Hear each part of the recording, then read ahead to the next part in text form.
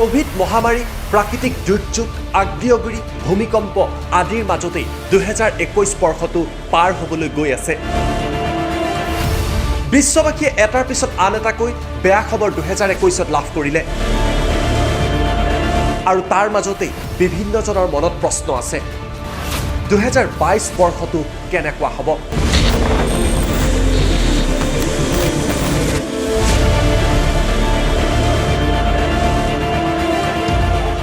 2022 বৰ্ষক লৈ কৰা এক ভৱিষ্যৎবাণীক লৈ পৃথিৱীজুৰি এতিয়া চৰ্চা চলিছে আৰু এই ভৱিষ্যৎবাণী হৈছে বাবা ভাংগাৰ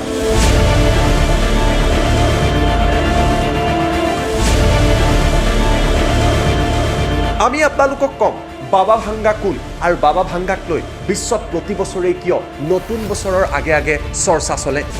কিয় বাবা ভাংগাৰ প্ৰায় 85% ভৱিষ্যৎবাণী সত্য প্ৰমাণিত হয়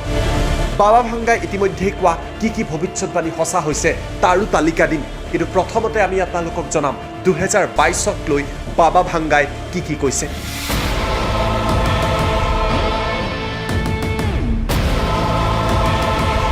বাবা ভাংগাৰ ভৱিষ্যৎবাণী অনুসৰি 2022ত বিশ্বত সৃষ্টি হ'ব ভয়াৱহ প্ৰাকৃতিক দুৰ্যোগৰ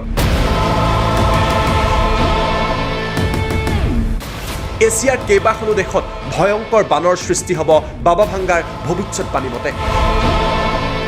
কেৱল এছিয়াতেই নহয় অষ্ট্ৰেলিয়াত বানপানীয়ে ভয়াৱহ ৰূপ ধাৰণ কৰিব বাবা ভাংগাই উল্লেখ কৰাৰ দৰে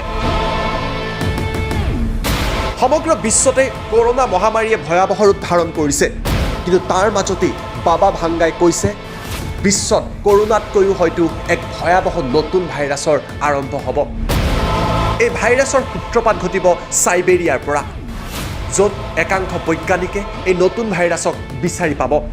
আৰু এই নতুন ভাইৰাছেই পৃথিৱীত পুনৰবাৰ ভয়াৱহ পৰিৱেশৰ সৃষ্টি কৰিব ইয়াৰ লগতে বাবা ভাংগাই কৈছে 2022ত ভয়ংকৰ খৰাঙৰ সৃষ্টি হ'ব বিশ্বত সমগ্ৰ বিশ্বতেই খোৱা পানীৰ অভাৱ ঘটিব বাবা ভাংগাৰ ভৱিষ্যৎবাণী হিচাপে আনহাতে ভাৰতক লৈও বাবা ভাংগাই কেতবোৰ ভৱিষ্যৎবাণী কৰিছে ভাৰতৰ কেইবাটাও প্ৰান্তত ফৰিঙৰ আক্ৰমণ চলিব আৰু ইয়াৰ পিছত কৃষকসকল ক্ষতিগ্ৰস্ত হ'ব কিয়নো ফৰিঙৰ এই আক্ৰমণত খেতিপথাৰ ধ্বংস হ'ব বুলি বাবা ভাংগাই উল্লেখ কৰিছে উল্লেখযোগ্য যে 2020 চনত ভাৰতৰ কেইবাটাও প্ৰান্তত ফৰিঙৰ আক্ৰমণৰ দৃশ্য প্ৰত্যক্ষ কৰা হৈছিল কেৱল এয়াই নহয় বাবা ভাংগাই ইয়াৰ লগতে আন বহু ভৱিষ্যৎবাণী কৰিছে বাবা ভাংগাৰ দাবী ভাৰ্চুৱেল ৰিয়েলিটিয়ে অধিগ্ৰহণ কৰিব বৰ্তমানৰ প্ৰকৃত পৃথিৱী আৰু হয়তো ভাৰ্চুৱেল পৃথিৱীৰ দিশে এতিয়া মাৰ্ক জাকাৰবাৰ্গৰ মেটাভাৰ্জকে আদি কৰি বিভিন্ন কোম্পানীও কাম কৰি আছে বাবা ভাংগাই লগতে দাবী কৰিছে অন্য গ্ৰহৰ জীৱই আক্ৰমণ কৰিব পাৰে পৃথিৱীত ভয়াৱহ ৰূপত গোলকীয় উষ্ণতা বৃদ্ধি পাব বুলিও বাবা ভাংগাই কৈছে আৰু ইয়াৰ পোনপটীয়া প্ৰভাৱ পৰিব ভাৰতৰ ওপৰত ভাৰতত উষ্ণতা 50 ডিগ্ৰী পৰ্যন্ত বৃদ্ধি পাব বুলি কৈছে বাবা ভাংগাই এই উষ্ণতা বৃদ্ধিৰ ফলতেই খেতিপথাৰকে আৰম্ভ কৰি বিভিন্ন সা সামগ্ৰী নষ্ট হোৱাৰ কথা উল্লেখ কৰিছে বাবা ভাংগাৰ ভৱিষ্যৎবাণী অনুসৰি ভাৰত মহাসাগৰত প্ৰচণ্ড ভূমিকম্পৰ সৃষ্টি হ'ব ইয়াৰ ফলত আহিব ভয়ংকৰ সুনামি আৰু এই সুনামিত বহু লোকৰ মৃত্যু হ'ব বুলিও বাবা ভাংগাই প্ৰকাশ কৰিছে বাবা ভাংগাৰ ভৱিষ্যৎবাণীক লৈ কিয় ইমান চৰ্চা ইয়াৰ কাৰণ হৈছে বাবা ভাংগাৰ ভৱিষ্যৎবাণীৰ প্ৰায় 85% সত্য প্ৰমাণিত হৈছে আমেৰিকা যুক্তৰাষ্ট্ৰত 9/11ত হোৱা আক্ৰমণৰ কথা ভৱিষ্যৎবাণী কৰিছিল বাবা ভাংগাই আৰু সেই কথাও সত্য প্ৰমাণিত হ'ল 2004 চনত সুমাত্ৰাত অহা সুনামিৰ কথাও ভৱিষ্যৎবাণী কৰিছিল বাবা ভাংগাই সেই কথাও সত্য প্ৰমাণিত হৈছিল এইদৰে বাবা ভাংগাৰ বিভিন্ন ভৱিষ্যৎবাণী সত্য হিচাপে পৰিগণিত হৈছিল কিন্তু কোন এই বাবা ভাংগা 1911 চনৰ 31 জানুৱাৰীত বুলগেৰিয়াত জন্ম হৈছিল বাবা ভাংগাৰ বাল্যকালত বাবা ভাংগাৰ নাম আছিল ভেঞ্জেলিয়া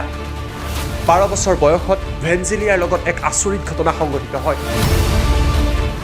সমনীয়াৰ সৈতে এখন খেলপথাৰত ভেঞ্জেলিয়াই খেলা ধূলা কৰি আছিল তেতিয়াই হঠাৎ পথাৰৰ মাজত ধুমুহাৰ সৃষ্টি হয়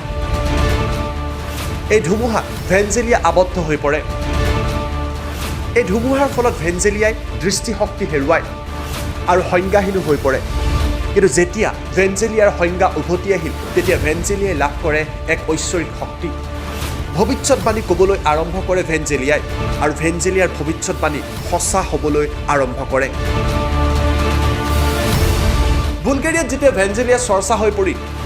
ভেঞ্জেলিয়াৰ ওপৰত বৈজ্ঞানিকসকলে গৱেষণা কৰা আৰম্ভ কৰিলে কিন্তু বৈজ্ঞানিকসকলো আচৰিত হৈ পৰিল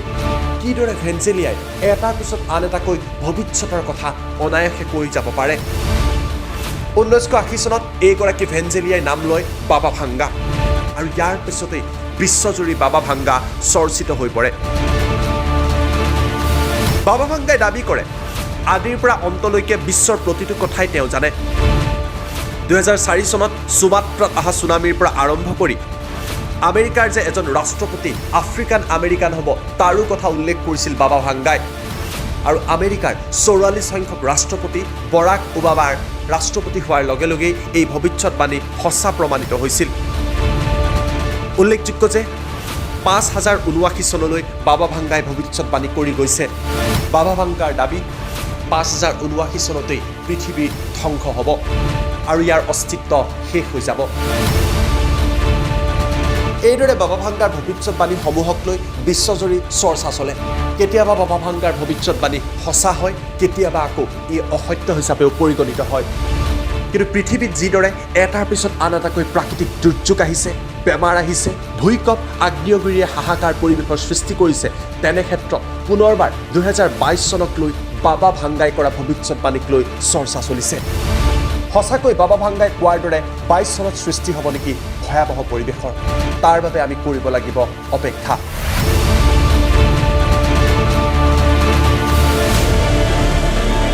ব্যুৰো ৰিপৰ্ট টাইম 8